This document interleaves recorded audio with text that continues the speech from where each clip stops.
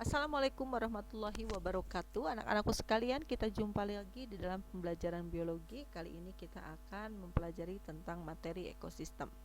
Oke, ekosistem yang sama-sama sudah kita kenal ya, sudah kita pelajari sejak dari SD pula. Itu kalau kita lihat di gambar itu, ekosistem kita itu terbagi menjadi atau tersusun oleh beberapa komponen, dua komponen ya, komponen hidup dan tak hidup. Komponen hidupnya bisa kamu lihat di sini, ada tumbuhan, ada juga berbagai macam hewan ya. Kemudian komponen tak hidupnya misalkan matahari, air, kemudian udara yang ada di sekitarnya, itu disebut komponen tak hidup.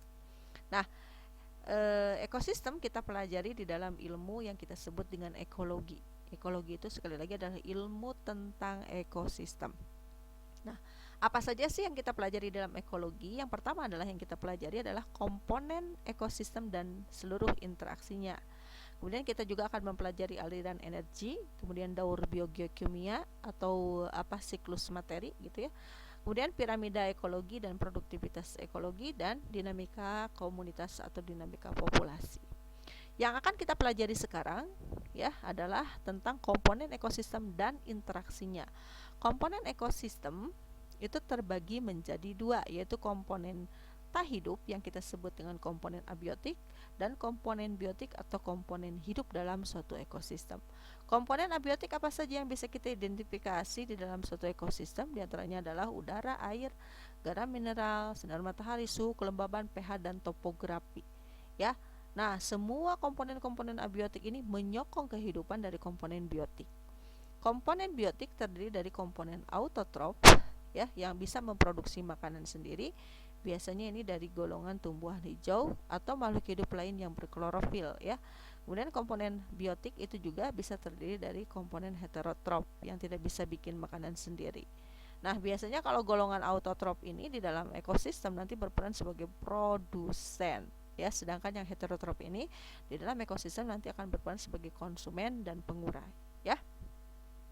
Komponen ekosistem di dalamnya dia bisa mengalami interaksi antar komponen ekosistem yang mungkin terjadi itu bisa interaksi antar organisme atau individu, bisa interaksi antar populasi, antar komunitas, atau interaksi antara komponen-komponen biotik dan abiotik lainnya ya.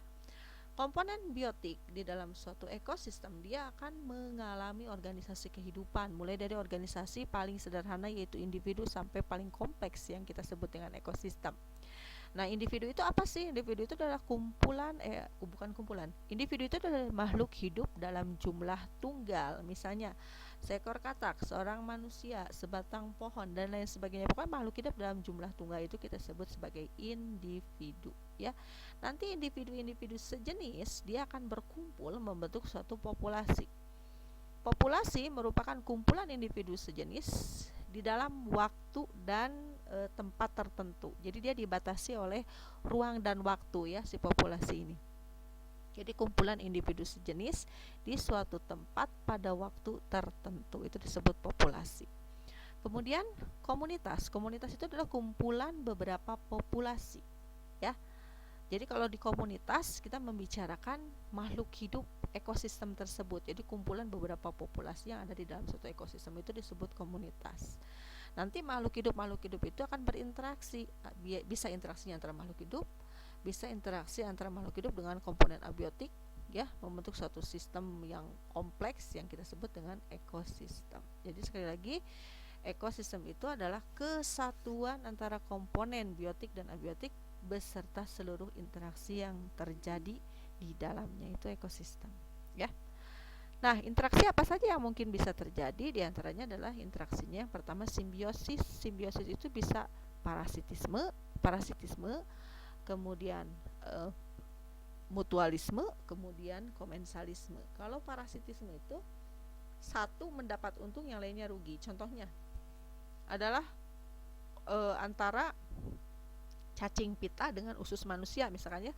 Cacing pitanya mendapatkan keuntungan ya, dia mendapat tempat hidup, dia mendapat nutrisi dari manusia. Manusianya bagaimana? Manusianya ya mengalami kerugian, nutrisinya dicuri oleh si cacing ini. Kemudian bahkan kalau cacing pitanya dari cacing pita babi gitu ya, Taenia solium, dia si hooknya ini bisa melukai dinding ususnya. Jadi usus manusia bisa juga luka gitu ya. Jadi manusianya mendapatkan kerugian tapi cacing pitanya mendapat keuntungan.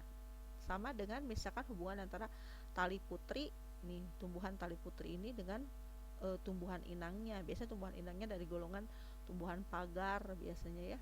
Nah, si tali putri ini dia bisa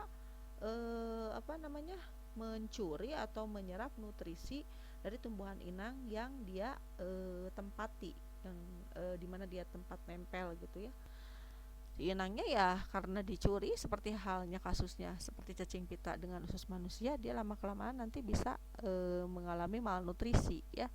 Akibatnya nanti bisa saja si tumbuhan inangnya menjadi mati gitu ya. Jadi sekali lagi, kalau parasitisme satu untung satu rugi ya. Kalau mutualisme seperti ini, dua-duanya mendapat keuntungan. Contohnya si burung jalak dengan kerbau, atau misalkan antara si lebah dengan bunga ya. Si lebahnya dia mendapat nektar untuk bahan bakar bikin madu gitu ya. Si bunganya dia dapat keuntungan, dia dibantu penyerbukannya oleh lebah.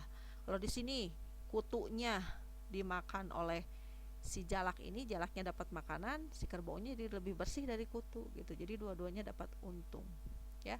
Nah, untuk untuk beberapa buku sekarang ini menyebutkan bahwa hubungan yang dicontohkan pada gambar ini itu bukan hubungan mutualisme, lebih tepat disebut hubungan protokooperatif. Karena yang mutualisme itu sebetulnya makhluk hidupnya itu merupakan hubungan dua makhluk hidup yang betul-betul erat gitu ya, nggak bisa dipisahkan. Contohnya kalau mutualisme yang sebenarnya itu contohnya antara bakteri Escherichia coli misalkan dengan manusia ketika dia berada di dalam kolon manusia, di dalam usus besar manusia. Escherichia coli-nya mendapatkan keuntungan ya, keuntungannya dia dapat tempat hidup, dia dapat nutrisi dari manusia. Kemudian manusianya mendapat keuntungan karena si bakteri Escherichia coli ini dia akan membusukkan sisa makanan, kemudian dia juga akan memproduksi vitamin K. Jadi saling menguntungkan ya. Tapi kalau misalkan hidupnya terpisah, misalkan manusia nggak ada lagi nih bakteri Escherichia coli di dalam kolonnya, bisa-bisa manusia mati mungkin nanti ya. Atau misalkan Escherichia coli-nya berada di luar tubuh manusia dalam jangka waktu yang sangat lama, bisa juga dia mati karena seperti itu ya. Nah, kalau yang terakhir ini adalah komensalisme, satu untung. Seperti anggrek ini dia dapat keuntungan karena dia dapat tempat hidup, kemudian tumbuhan yang ditumpanginya tidak mendapatkan keuntungan ataupun kerugian. Seperti ini juga, si hiunya tidak mendapatkan keuntungan, tidak mendapatkan kerugian, tapi ikan remor yang ada di sekitar hiu dia dapat keuntungan. Keuntungannya apa? Dapat makanan dari hiu, serpihan-serpihan daging mangsa hiu, sisa-sisanya bisa dimakan remora, atau si remora ini juga berlindung ya kalau misalkan dia dekat-dekat dengan hiu gitu ya. Jadi predator itu nggak mau ngedeket-deket dengan ikan remora juga gitu ya. Kemudian kompetisi itu ada kompetisi intraspesies dan antarspesies. Kalau intraspesies itu kompetisi antara spesies yang sama ya. Contohnya di sini ada kompetisi antara dua singa. Kenapa sih singa ini sampai berkelahi seperti ini? Bisa saja karena dia memperebutkan daerah teritorial yang sama, memperebutkan makanan yang sama, memperebutkan betina yang sama misalkannya. Jadi terjadilah persaingan atau kompetisi memperebutkan satu sumber daya alam yang sama. Kalau antar spesies berarti terjadi antara spesies yang berbeda gitu ya. Ada juga hubungannya netral. Netral itu dia berada dalam satu lingkungan ekosistem yang sama, akan tetapi secara ekologis dia tidak terhubung secara langsung. Si ayam dan sapi dia memiliki kebutuhan sumber daya alam yang berbeda, sehingga meskipun berada di dalam satu lingkungan yang sama, hubungannya netral seperti itu ya. Jadi tidak diuntungkan, tidak juga dirugikan. Oke anak-anak, untuk pertemuan kali ini cukup sekian. Silakan kalian membuat resumenya seperti biasa ya. Terima kasih atas perhatiannya. Wabillahi taufiq wal hidayah. Wassalamualaikum warahmatullahi wabarakatuh.